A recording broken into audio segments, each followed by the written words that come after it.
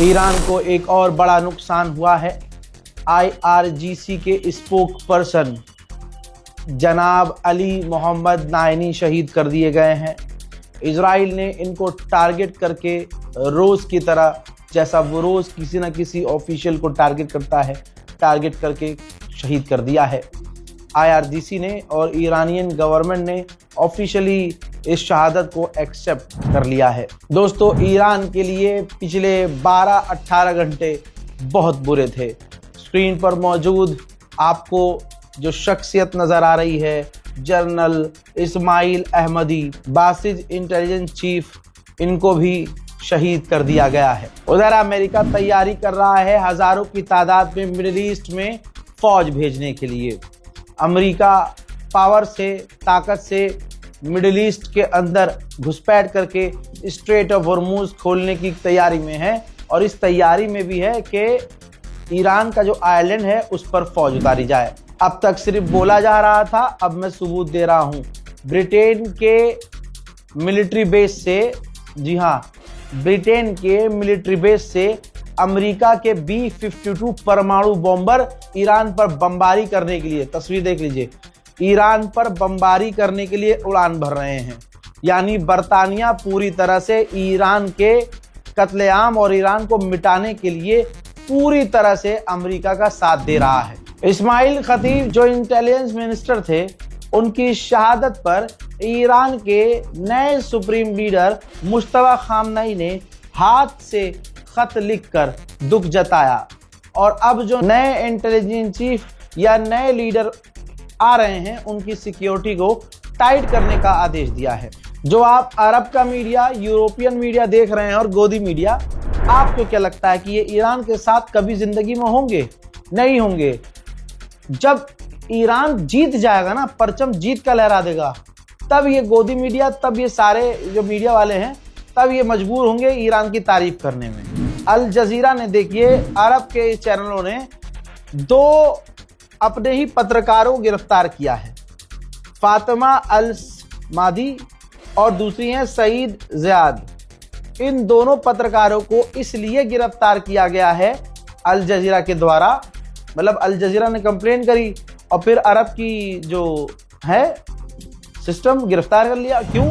क्योंकि ईरान को इन्होंने सपोर्ट किया, ईरान को सही कह दिया, और आज की दुनिया में सही को सही आप कहोगे तो भाई निशाने पे आ जाओगे। कश्फ आइलैंड में सैटेलाइट इमेज से देखा जा रहा है कि जो ईरान का मिलिट्री कॉम्प्लेक्स था, इजराइल और अमेरिका ने पूरी तरह से खराब कर दिया है, तबाह कर दिया है। मूसाद के चीफ ने कहा है कि ईरान की रिजीम कमजोर हो गई है, अब हम बाकी काम अंदर से संभाल लेंगे। यानी लाखों की तादाद में जो मूसाद के एजेंट ईरान के अंदर हैं, अब वो एक्टिव होंगे। अब वो ईरान को वैसे ही जलाएंगे जैसे कुछ महीने पहले जला रहे थे, और ईरान की रिजीम पूरी तरह से खत्म हो जाएगी।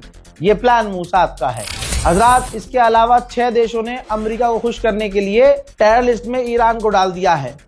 IRGC को Iceland, Moldova, Bosnia, Montenegro, North Macedonia और लिechtenstein। हजरात, जिनका नाम आपको ऐसे जबान से लेने में दिक्कत होगी, इनकी इतनी औकात हो गई है कि ईरान को ये टेरर लिस्ट पर डाल रहे हैं। देखिए, लकीर खींची गई है। यहाँ शिया, मैंने बहुत पहले कहा था, यहाँ शिया सुन्नी की लड़ाई नहीं है, ये जंग शिया सुन्नी की है ही नहीं, ये इंसानियत और हैवानियत के बीच है। आपको पता है कि इंसानियत के रास्ते पर ईरान है। ये जंग ईरान ने शुरू नहीं की थी, ईरान ने बच्चों के स्कूल को नहीं उड़ाया था, ईरान ने अमेरिका पर हमला नहीं किया था। ईरान की खता ये थी कि ईरान अमेरिका के आगे झुक नहीं रहा था। ईरान की खता ये थी कि अमेरिका की बातें नहीं मान रहा था। ईरान की खता ये थी कि एक जब 56 बहनें हिजड़ों की तरह चुपचाप बैठी हैं, तो वो अकेला बैतुल मुकद्दस के लिए बोल रहा था। ईरान अकेला बैतुल मुकद्दस के लड़ाकों को फंडिंग कर रहा था। ईरान अकेला हमास को सपोर्ट कर रहा था। इसके अलावा हिजबुल्लाह को सपोर्ट कर रहा था, इराक के लड़ाकों। क्यों? ताकि बैतुल मुकद्दस बच जाए। अब जो ये भारत में बैठ के शिया सुन्नी कर रहे हैं, वो ये मत देखें कि शिया कौन है, सुन्नी कौन है। आप अपना देखें कि आप कितने गंदे हैं। आप नहीं हैं गंदे तो ऑटोमेटिकली आप ईरान के साथ होंगे, और अगर आपका मन डोल रहा है अभी भी कि नहीं यार ये तो शिया है, इसके साथ नहीं होंगे, तो आप बहुत ही गंदे किस्म के इंसान हैं, इंसानियत के हिसाब से नहीं सोच रहे हैं आप। और अभी तक जो मुसलमान दुआएं करता था और आहें भरता था कि अरे काश हम करबला में होते तो नबी के नवासे के साथ होते, परवरदिगार ने एक बार फिर से मौका दिया है कि एक तरफ अहले बैत वाले हैं और एक तरफ यजीद वाले हैं, एक तरफ काफिर हैं, एक तरफ एप्स्टीन फाइल वाले हैं, एक तरफ घटिया किस्म के लोग हैं और एक तरफ बेहतरीन किस्म के लोग हैं। और अब यह आपको डिसाइड करना है कि आप किधर हैं। देख रहा हूं, सुन रहा हूं, समझ में भी आ रहा है, दिख भी रहा है कि कौम में अभी भी शिया सुन्नी कर रहे हैं लोग। सोचिए अभी भी शिया सुन्नी जो कोई कर रहा है वो कितने घटिया मिजाज का इंसान होगा। उधर ईरान के लिए मैंने फिर से कहा बहुत बुरे हालात हैं, ईरान पर खौफनाक और बहुत खतरनाक हमले किए जा रहे हैं।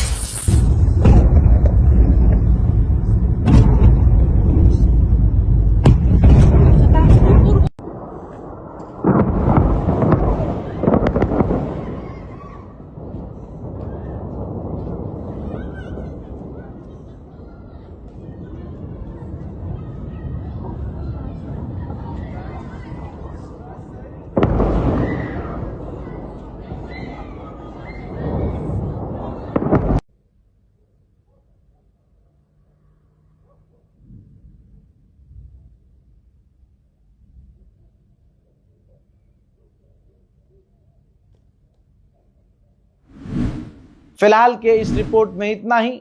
दुआ करना चाहें तो कर सकते हैं, और अगर आप कुछ बहुत बढ़िया कर सकते हैं तो वो ये कीजिए कि अगर ईरान का साथ नहीं दे सकते तो कम से कम यहां मुल्क में नफरत मत फैलाइए, ठीक है। ये शिया सुन्नी मत कीजिए, शिया शिया आपस में लड़ रहा है भाई, हसद, सुन्नी सुन्नी आपस में लड़ रहा है भाई कि तू खामनाई को सपोर्ट क्यों कर रहा है, समझ रहे हो।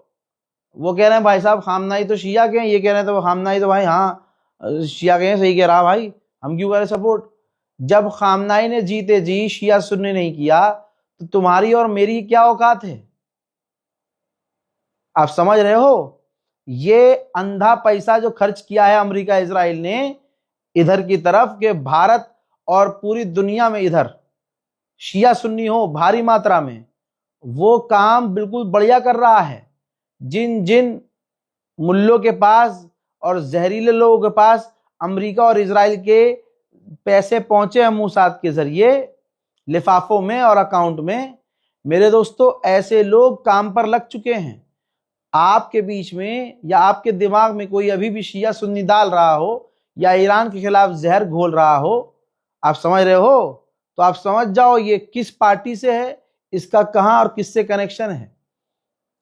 यहां बिल्कुल सीधी लड़ाई है सच और झूठ के बीच में।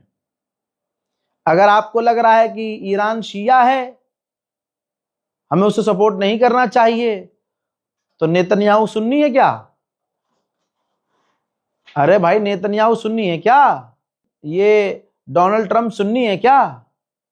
बहुत बढ़िया भाई, यानी जो फिलिस्तीन के लिए मरता आया, यानी जो हक बोलता आया, तुम्हारे बड़े चुप रहे, तुम्हारा पूरा अरब चुप रहा, पूरा गज्जा मिटवा दिया है। आज की तारीख जाके देख लो, ईद है वहां, और ईद पर भी गोलीबारी और नमाज नहीं पढ़ने दी उसने। लेकिन तुम्हारी नजर में इजराइल अच्छा है और ईरान बुरा है। अल्लाह अकबर, जय हिंद।